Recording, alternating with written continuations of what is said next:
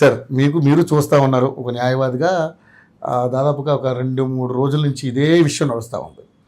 So మరి నిజంగా Johnny master వెనుక మరి ఏమన్నా రాజకీయ కారణాలు ఉన్నాయా, లేకపోతే ఆయన్ని కేవలం బద్నాం చేద్దామని ఈ రకమైనటువంటి కార్యక్రమాలు చేస్తున్నారా? ఎందుకంటే తను జానీ మాస్టర్ దాదాపుగా 7 సంవత్సరాలు ట్రావెల్ చేస్తూ ఉన్నారు ఇప్పటి వరకు. సో మరి ఇప్పుడు నిజంగానే లైంగికంగా వేధించి ఉంటే ఎప్పటి నుంచో కంప్లైంట్ చేస్తున్నామా, ఇప్పుడు కంప్లైంట్ చేయడం వెనక ఏమైనా కోణాలు ఉన్నాయంటారా? ఏంటి అసలు మీకున్నటువంటి సమాచారం ఏంటి? న్యాయ పరిభాషలో ఇనార్డినేట్ డిలే అంటారండి. అంటే ఏదైనా సరే ఒక ఇన్సిడెంట్ జరిగినప్పుడు, అంటే కింద పడి దెబ్బ తగిలింది అనుకోండి, వెంటనే వస్తుంది, సంవత్సరం తర్వాత నొప్పి రాదు. ఓకే, ట్రీట్మెంట్ కూడా ఈ రోజు దెబ్బ తగిలితే సంవత్సరం తర్వాత మనం చేయించుకోము. ఎందుకు నేను దాన్ని రిఫర్ చేస్తున్నాను అంటే కనుక మెడికల్ అండ్ లీగల్ అనేవి ప్రాణం మీదకి వచ్చే సమస్య. ఓకే, అంటే అక్కడ జీవితం అనేది ఆ టైంకి ఇవ్వాల్సిన ట్రీట్మెంట్ ఇవ్వకపోతే కనుక మంచి ప్రాణం పోతుంది.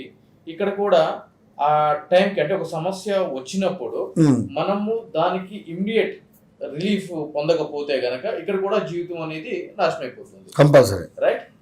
సో అయితే కానీ ఇక్కడ ఈ కేసుకి సంబంధించి గతంలో ఎప్పుడు నుంచో జరుగుతున్న ఈ యొక్క విషయాల్ని ఇప్పుడు ఆల్ ఆఫ్ సడన్, అంటే ఆమె బాధితురాలు మైనర్ గా ఉన్నప్పటి నుంచి కూడా ఈ హెరాస్మెంట్ జరుగుతుంది, ఈ సెక్సువల్ అసాల్ట్ అనేది జరుగుతుంది అని చెప్పి ఆమె ఇచ్చిన కంప్లైంట్ లో పొందుపరిచి ఉండడం జరిగింది. దాన్ని బేస్ చేసుకుని కూడా సంబంధించిన పోలీస్ వాళ్ళు పోస్కో యాక్ట్ అనేది రిజిస్టర్ చేయడం జరిగింది. అయితే ఆమె మైనర్, సరే మైనర్ గా ఉన్నప్పుడు తెలియకపోవచ్చు, అంత ధైర్యం ఉండకపోవచ్చు అన్న ఒక అజంప్షన్, అంటే ఒక అనుకుందాం, అనుకున్నప్పుడు ఈ 18 years నిండిన తర్వాత మేజర్ గా పరిగణిస్తాం కదండి. ఇప్పుడు 21 years 22 years 21 అని చెప్పి చెప్తున్నారు. సో ఇప్పుడు 4 సంవత్సరాలు కూడా అయిపోతుంది, అంటే మెజారిటీ వచ్చి ఆమెకి పూర్తి మెజారిటీ వచ్చి 4 సంవత్సరాలు కూడా అవుతుంది. సో ఇన్ని సంవత్సరాల నుంచి కాకుండా ఇప్పుడు ఆల్ ఆఫ్ సడన్ గా కంప్లైంట్ ఇచ్చారు అని అంటే కనుక ఒక సర్వసాధారణంగా ఒక అనుమానం అనేది ఉంటుంది. అంటే బయట ప్రజలకి ఎమోషన్, ఇప్పుడు ఒక ఆడపిల్ల మీద నిజంగా ఇటువంటి అఘాయిత్యం జరిగింది అని అంటే గనక ఎటువంటి వ్యక్తి అయినా కూడా కఠినంగా శిక్షించాల్సిందే. అది ప్రాపర్ ట్రయల్ జరిగిన తర్వాత దాంట్లో ఎటువంటి మొహమాటం లేదు, దానికి ఎవరు అతిథులు కాదు.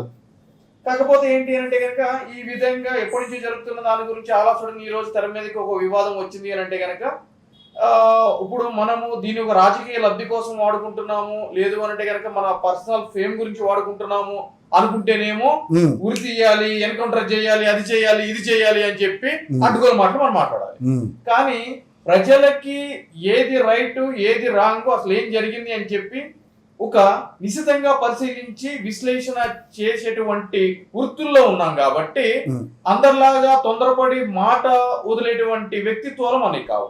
కాబట్టి కాయిన్కి 2 సైడ్ నుంచి కూడా మనం చూసుకోవాల్సిన పరిస్థితి ఏర్పడుతుంది.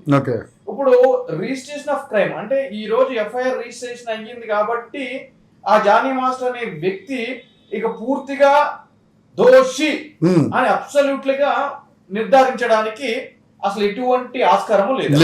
ఎందుకంటే ఇది నేను చెప్తుంది కాదు, శుంకర్ నరేష్ చెప్తుంది కాదు, భారత రాజ్యాంగం ఏం చెప్తుంది అని అంటే కనుక a person is innocent till his guilt is proved అని చెప్తుంది. అంటే ఒక వ్యక్తి మీద నేరారోపణ జరిగినప్పుడు, ఆ వ్యక్తి మీద ఒక నేరం రిజిస్టర్ కాబడినప్పుడు ఒక ప్రాపర్ ట్రయల్ జరిగి సంబంధించిన కోర్టు శిక్ష ఖరారు చేసేంత వరకు కూడా అతను నిర్దోషిగానే భావించాలి అని చెప్పి చట్టం అనేది చెప్పబడుతుంది. అందుకు తగినట్టు అతను కూడా ఆర్టికల్ 21 లో, ఆర్టికల్ 14, ఆర్టికల్ 19 లో కూడా అతనికి కూడా పూర్తి భావ ప్రకటన స్వేచ్ఛ కల్పించబడింది. ఈ రోజు మీరు చూసుకోండి, మనం మాట్లాడుకోవాలి అంటే కనుక ఎన్సిఆర్బి అంటే నేషనల్ క్రైమ్ రికార్డ్స్ బ్యూరో అని ఒక సంస్థ ఉంటుందండి కేంద్ర ప్రభుత్వం. ఆ సంస్థ ఏంటి అని అంటే కనుక దేశంలో ఎటువంటి క్రైమ్స్ జరుగుతున్నాయి, ఆ క్రైమ్స్ లో ఎన్ని శిక్షలు పడుతున్నాయి, ఎన్ని శిక్షలు పడట్లేదు అని చెప్పి ఈ ప్రతి సంవత్సరం కూడా వాళ్ళ యొక్క వార్షిక రిపోర్ట్ ని బయటకు రిలీజ్ చేయడం జరిగింది. దాని ప్రకారము ఆన్ అండ్ యావరేజ్ ప్రతి 15 నిమిషాలకి ఒకసారి ఒక మహిళ రేప్ కేసు నమోదు కాబడుతుంది అని చెప్పి ఆ ఎన్సిఆర్బి రికార్డ్స్ అనేవి తెలియజేయడం జరుగుతుంది. అంటే దేశంలో ప్రతి 15 నిమిషాలకి ఒకసారి ఒక రేప్ ఇన్సిడెంట్ జరుగుతున్నప్పుడు ఎందుకు ఈ రేపుల గురించి మీడియా చూపించట్లేదు? ఎందుకు ఒక పర్టికులర్ ఒక ఎమ్మెల్యే అయితేనో, ఒక కొరియోగ్రాఫర్ అయితేనో, ఒక క్రీడాకారు అయితేనో, అంటే ఒక సెలబ్రిటీ స్టేటస్ కి సంబంధించిన వాళ్ళ మీదనే ఎందుకు ఇంత హైప్ చేయాల్సిన పరిస్థితి ఏర్పడుతుంది? అదే విధంగా పోలీసులు కూడా నమోదైన ప్రతి రేప్ కేసుల్లో కూడా ప్రత్యేక దర్యాప్తు బృందాలని వెంటనే రంగంలోకి దింపి అరెస్టు తీసుకువెళ్తున్నారా? తీసుకెళ్ళట్లేదు కదా. బీయింగ్ ఎన్ అడ్వకేట్, నా క్లయింట్కి సంబంధించిన కేసుల్లోనే కేసు రిజిస్టర్ కాబడిన 3 నెలల తర్వాత 4 నెలల తర్వాత నిదానంగా నత్తనడకన అరెస్టు ప్రక్రియ అనేది జరపడం జరిగింది. అప్పటి వరకు కూడా బాధితురాల్ని గంటల తరబడి, రోజుల తరబడి స్టేషన్ల చుట్టూ, డిఎస్పీ ఆఫీస్ చుట్టూ తిప్పించుకోవడం జరిగింది. నా దగ్గర ఎవిడెన్స్ ఉంది. కాకపోతే విక్టిమ్ డీటెయిల్స్ డిస్క్లోజ్ చేయకూడదు కాబట్టి నేను చెప్పట్లేదు ఇక్కడ. అదే సెలబ్రిటీ విషయానికి వచ్చేటప్పటికి ఈ పోలీసు వాళ్ళు కూడా కొద్దిగా అత్యుత్సాహం ఎక్కువ చూపిస్తున్నారు.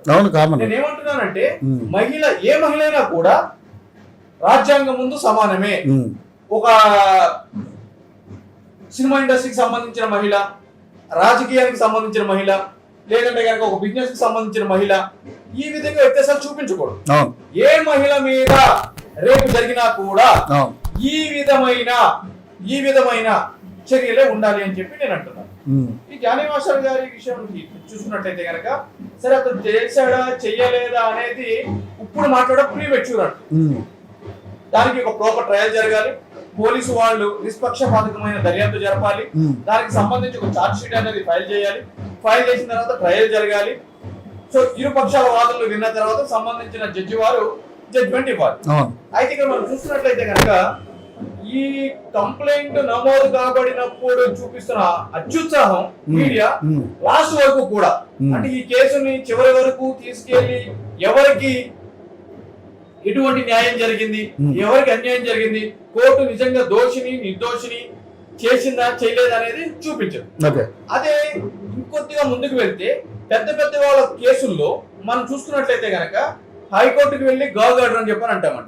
అంటే ఏంటి అంటే కనుక, మీడియా ఈ యొక్క కేసుకు సంబంధించి మాట్లాడడానికి గాని, ప్రసారాలు కథనాలు ప్రచురించడానికి గాని చెయ్యకుండా ఉండేలాగా వారికి ఆదేశాలు ఇవ్వండి అని చెప్పి కోర్టుకి వెళ్లేదాన్ని గాగ్ ఆర్డర్ అని చెప్పారంట. కోర్టు ఆ విధంగా ఆదేశాలు ఇవ్వడానికి.